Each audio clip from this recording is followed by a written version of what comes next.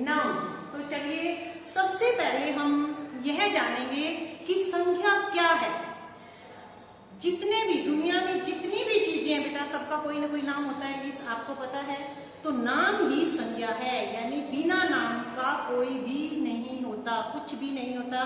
कोई भी इंसान, कोई भी वस्तु, कोई भी चीज ऐसी नहीं है दुनिया की जिसका कोई ना कोई नाम ना हो, और नाम को ही व्याकरण में संख्या कहते हैं। अब हमारे आसपास देखो कितनी सारी चीजें हैं। आपके घर में भी आप बेड पे बैठे हो, पंखा चल रहा है, फोन है आपके पास, और बहुत सारी चीजें हैं। यहाँ मेरे पास भी आसपास बहुत सारी चीजें हैं, तो सबका कोई ना कोई नाम है ना।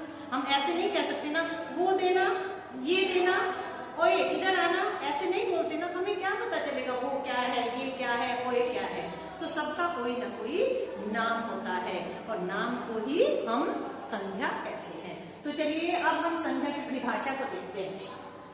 परिभाषा किसी व्यक्ति, जैसे हम सब, आप, मैं, हमारे फैमिली मेंबर, वस्तु, जैसे हमारे चारों तरफ आसपास जितनी भी थिंग्स है, जितनी भी चीजें हैं, वस्तु, स्थान मतलब जगह, जैसे हम कौन से शहर में रहते हैं, भिवानी, ये स्थान जगह का नाम है।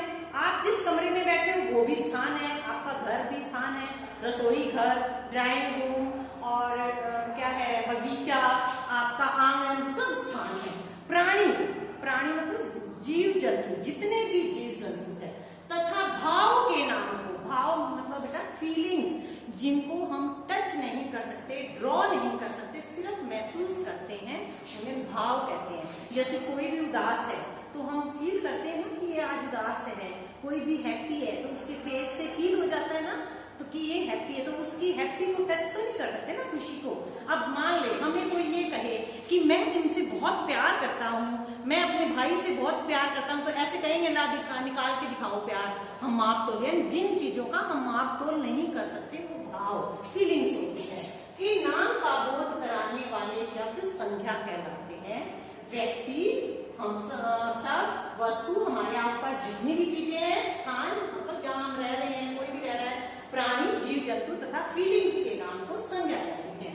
अब बात करते हैं कि संख्या के कितने भेद होते हैं। आप सबको भी पता है संख्या के भेद, पता है ना? हाँ, वेरी गुड। संख्या के 3 भेद होते हैं, मेन 3 भेद होते हैं। नंबर 1 व्यक्तिवाचक संख्या, नाम से पता चल रहा है, व्यक्तिवाचक संख्या, जो शब्द किसी विशेष, देखो बेटा विशेष लिखा गया है, व्यक्ति, वस्तु, स्थान की जानकारी देते हैं, उन्हें व्यक्तिवाचक संख्या कहते हैं। देखो ये सब यहाँ संख्या की परिभाषा में भी है, लेकिन इसमें व्यक्तिवाचक में क्या आ गया, विशेष, खास, किसी भी खास व्यक्ति, वस्तु, स्थान की जानकारी देते हैं, वो शब्द व्यक्तिवाचक संख्या कहलाते हैं। जैसे अब मैं ये कहूं कि हमारे भिवानी शहर बहुत बड़ा है।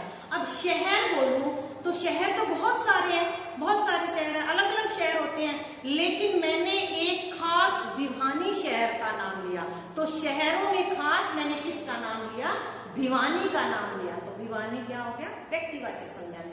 अब मैं ये कहूं कि नेता लोग जो हैं, बहुत सारे नेता, दुनिया में बहुत सारे नेता हैं, लेकिन मैं ये कहूं कि गांधी जी ने करो या मरो का नारा दिया, यानी ये भी नेता थे गांधी जी, तो इन्होंने करो या मरो का नारा दिया। तो मैंने सभी नेतागण में एक पर्टिकुलर गांधी जी का नाम लिया, तो गांधी जी क्या हो गए, विशेष नाम हो गया। ऐसे मैं कहूँ दिल्ली में कुतुब मीनार है, ऐसे तो बहुत सारे हिस्टोरिकल पैलेस है, ताजमहल है, वो आगरा में है, तो मैंने कहा दिल्ली में कुतुब मीनार है, यानी मैंने इमारत कहा, यानी ऐसे तो बहुत सारी इमारतें हैं, लेकिन मैंने एक स्पेशल खास कुतुब मीनार का नाम लिया, यानी हम स्पेशल किसी का नाम हाईलाइट करते हैं तो वो व्यक्तिवाचक संज्ञा में आ जाता है। और सिंपल सा देखो, मैं ये कहूँ लड़के जा रहे हैं, ठीक है, लड़के जा रहे हैं, नहीं पता कितने लड़के जा रहे हैं, बहुवचन फॉर्म में आ गया, बहुवचन हो गया, लड़के जा रहे हैं। लेकिन मैं ये कहूँ लड़का जा रहा है, तभी भी नहीं पता कौन लड़का जा रहा है, नहीं पता। लेकिन अगर मैं ये कहूँ मोहन जा रहा है, तो लड़कों में मैंने किसका नाम लिया, मोहन का नाम लिया, खास नाम किसका, लड़कों में मोहन को मैंने हाईलाइट किया, तो मोहन क्या हो गया, व्यक्तिवाचक। जिस भी चीज को विशेष स्थान दिया जाता है वो व्यक्तिवाचक संख्या के अंतर्गत आता है।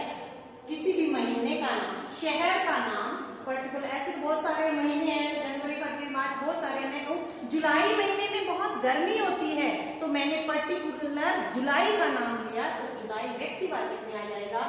ऐसे त्योहार बहुत सारे भारत में अनेक त्योहार है, लेकिन होली रंगों का त्योहार है तो मैंने होली को इंडिकेट किया स्पेशल, तो वो विशेष हो गया। ऐसे ही दिनों के नाम, मोहन, गंगा, नदियां, बहुत सारी नदियां हैं हमारे भारत में, लेकिन गंगा एक पवित्र नदी है। तो अगर ये आ जाए गंगा एक पवित्र नदी है तो गंगा क्या हो जाएगा, व्यक्तिवाचक संज्ञा के अंतर्गत आ जाएगा। मतलब खास नदियों में खास हमने किसका नाम लिया, गंगा का नाम लिया। अब सेकंड है हमारा जातिवाचक संज्ञा। सेकंड क्या हो गया, जातिवाचक संज्ञा।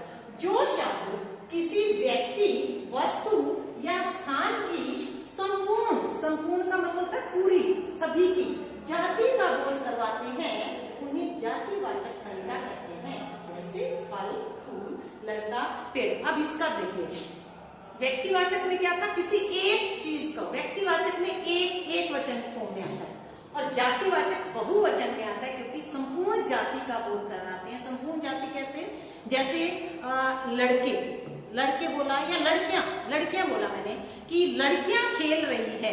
अब लड़कियां क्या होगी, लड़कियों में रमा भी हो सकती है, राधा भी हो सकती है, पूजा भी हो सकती है, कोई भी लड़कियां हो सकती है, लेकिन मैंने सारी लड़कियों का नाम लिया, यानी संपूर्ण मैंने जाति का नाम लिया, किसी एक पर्टिकुलर का नाम नहीं लिया। व्यक्तिवाचक में क्या था, किसी एक पर्टिकुलर का नाम लिया, लेकिन जातिवाचक में संपूर्ण पूरी जाति का। अब मैं ये कहूं पिताजी सब्जी लाए, सब्जी में बहुत सारी सब्जी होती है, आलू, टमाटर, प्याज, भिंडी, बहुत सारी सब्जी होती है। पिताजी सब्जी लाए, यानी जाति से सारी क्या है, टमाटर, प्याज, आलू, सभी जाति से क्या है, सब्जी ही है। अगर मैं कहूं पिताजी आलू लाए तो आलू क्या हो गया, व्यक्तिवाचक हो गया, क्योंकि मैंने सब्जियों में एक आलू का नाम लिया है सिर्फ। और मैं सब्जी बोलूं तो सब्जियां क्या होगी, जातिवाचक, क्योंकि सभी सब्जियों में जाति से सभी सब्जियां हैं। अब मैं मान लो एक और एग्जाम्पल देती हूँ, आम। मुझे आम बहुत पसंद है। अब आम आप कहोगे मैम फल बोलूंगी तो जातिवाचक हो गया, लेकिन आम तो मैम व्यक्तिवाचक है। लेकिन नहीं बेटा, ये डिपेंड करता है वाक्य पे। अब ये आम क्या है, आम की बहुत सारी जातियां होती है। आम कोई दुशहरी आम, कोई लंगड़ा आम, तो बहुत सारी जातियां होगी आम की। तो आम क्या है, आम भी जातिवाचक के अंतर्गत आएगा। अब पशु बोलूं मैं, पशु, ठीक है, तो पशु में बहुत सारे पशु आ जाते हैं, पशु जातिवाचक है। अब मैंने कहा गाय भी जातिवाचक है, क्योंकि गाय की भी अलग अलग नस्लें होती है। तो ये सब डिपेंड करता है वाक्य पे, डिपेंड करता है। मेन इसका जातिवाचक और व्यक्तिवाचक में क्या है, एक वचन फॉर्म में आता है और ये बहुवचन में जातिवाचक संख्या की। जातिवाचक संख्या बताया था कि बहुवचन रूप में होती है, कि संपूर्ण जाति के बारे में बताना जातिवाचक संख्या कहलाता है। अब जातिवाचक संख्या के अंतर्गत दो और भी आते हैं। वैसे मेन हमने 3 संख्या के भेद पढ़े, तो लेकिन जातिवाचक के अंतर्गत 2 और आते हैं, तो टोटल होंगे 5। जातिवाचक का पहला क्या हो गया, समूहवाचक संज्ञा। समूह से ही पता चल रहा है बेटा कि ग्रुप, समूह का मतलब है ग्रुप, संख्या, सेना, जुलूस, झुंड, सेना। अब आप ये देखिए, अगर फौज का कोई भी एक फौजी जा रहा है तो हम क्या ऐसे कहेंगे कि सेना जा रही है, हम क्या कहेंगे, फौजी जा रहा है। लेकिन जब बहुत सारे फौजी एक साथ मिलकर जा रहे हैं तो हम क्या कहेंगे कि सेना जा रही है। तो समूह से ही का मतलब है कि कोई भी ग्रुप में होना। अब है जुलूस, कोई भी एक या 2 आदमी जा रहे हैं तो ऐसे तो नहीं कहेंगे जुलूस जा रहा है। जब बहुत सारे लोग इकट्ठे मिलकर कहीं जा रहे हैं तो उसको क्या कहेंगे, जुलूस जा रहा है। फिर है झुंड गाय का है, भैंस का है, जानवरों का है। मान लो जा रहे हैं, बहुत सारे जानवर जा रहे हैं, तो उनको क्या कहेंगे कि जानवरों का झुंड जा रहा है। एक जानवर जा रहा है, कोई भी एक पक्षी जा रहा है, तो ऐसे नहीं कहेंगे ना, झुंड जा रहा है। तो बहुत सारे जब इकट्ठे होके कोई भी ग्रुप में जा रहे हैं, आ रहे हैं, कर रहे हैं कुछ भी काम, तो उसको समूह कहा जाता है। तो जातिवाचक के अंतर्गत समूहवाचक संज्ञा आती है, यानी जहाँ ग्रुप की बात आती है वहाँ समूहवाचक संज्ञा होगी। अब है उसी का दूसरा पार्ट है द्रव्यवाचक संज्ञा। द्रव्यवाचक संज्ञा मतलब जहाँ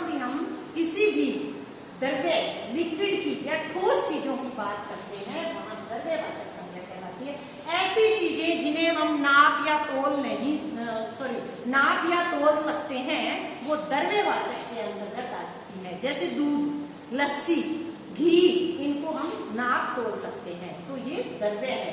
सोना, चांदी, तांबा, पीतल, ये धातुएं, इनको भी हम नाप तोल सकते हैं। चीनी, गुड़, शक्कर, ये भी हम नाप तोल सकते हैं। कि जिन चीजों को हम नाप या तोल सकते हैं वो द्रव्यवाचक के अंतर्गत आती है। तो जातिवाचक के अंतर्गत दो और संज्ञा है, समूहवाचक मतलब ग्रुप, और द्रव्यवाचक मतलब ठोस या तरल चीजें जिनको हम नाप तोल सकते हैं। अब हमारा तीसरा मेन भेद है भाववाचक संख्या। भाव का अभी स्टार्टिंग में जब हमने संख्या की परिभाषा पढ़ी थी तभी भी मैंने समझाया था भाव क्या होता है। फिर से देखिए, भाव मतलब फीलिंग्स, जो हम महसूस कर सकते हैं, जिन चीजों को टच नहीं कर सकते, ड्रॉ नहीं कर सकते, सिर्फ और सिर्फ हम फील कर सकते हैं। जो शब्द किसी व्यक्ति, वस्तु या स्थान के गुण, कोई भी किसी के भी गुण, क्वालिटीज, दोष, उसके बारे में कोई भी बुराई बताना, इस गुण का मतलब कोई भी अच्छाई बताना, अवस्था मतलब कोई भी स्टेज, पोजीशन बताना, जैसे बचपन है, बुढ़ापा है, ये बुढ़ापा की अवस्था में है, बचपन की अवस्था में है, जवानी है, या मन के भाव यानी अपने मन की फीलिंग्स, भाव का बोध कराते हैं, उन्हें भाववाचक संज्ञा कहते हैं। जैसे बचपन, अब बच्चे के अंदर क्या होगा, बच्चे के अंदर क्या होगा, बचपन, बच्चा दिखाई दे रहा है लेकिन उसका बचपन है, क्या हम उस बचपन को टच कर सकते हैं? नहीं ना, उसको महसूस कर सकते हैं कि बच्चा है, हरकतें कर रहा है, तो बचपन है इसके अंदर। प्यार, अभी मैंने प्यार का भी आपको बताया, प्यार को हम निकाल के दिखा नहीं सकते, उसको क्या कर सकते हैं, सिर्फ महसूस कर सकते हैं। किसी के प्रति प्यार करना, गुस्सा है तो गुस्से को भी क्या है, महसूस कर सकते हैं। उदास है, किसी का चेहरा उदास है तो उसको महसूस कर सकते हैं। क्या उसकी उदासी को टच कर सकते हैं? नहीं ना। क्या ड्रॉ कर सकते हैं? उदासी निकाल के दिखाओ कि ड्रॉ करते हैं, या नाप तोल लेंगे उदासी कितनी, थोड़ा उदासी है या ज्यादा उदासी है। जिन चीजों को हम नाप तोल नहीं सकते, ड्रॉ नहीं कर सकते, सिर्फ महसूस कर सकते हैं। खुशबू है, अब मान लो मैंने कहा फूल में बहुत अच्छी सुगंध आ रही है, फूल में बहुत अच्छी खुशबू आ रही है। अब जैसे मैंने फूल कहा तो फूल की पिक्चर हमारी आंखों के सामने ड्रॉ हो जाएगी कि हाँ फूल, गुलाब का फूल मान लो बोला मैंने, तो गुलाब के फूल की पिक्चर अभी भी मैं बोल रही हूँ हमारे सामने आ गई है। लेकिन मैंने ये कहा सुगंध बहुत अच्छी है, तो क्या वो उसकी खुशबू है, वो खुशबू की कोई पिक्चर हमारे सामने दिखाई दे रही है? वो खुशबू को सिर्फ और सिर्फ हम महसूस कर सकते हैं। तो यही हमारी भाववाचक संज्ञा है, जिसको हम सिर्फ महसूस कर सकते हैं, टच नहीं कर सकते और ड्रॉ नहीं कर सकते। तो ये तो था बच्चों हमारा आज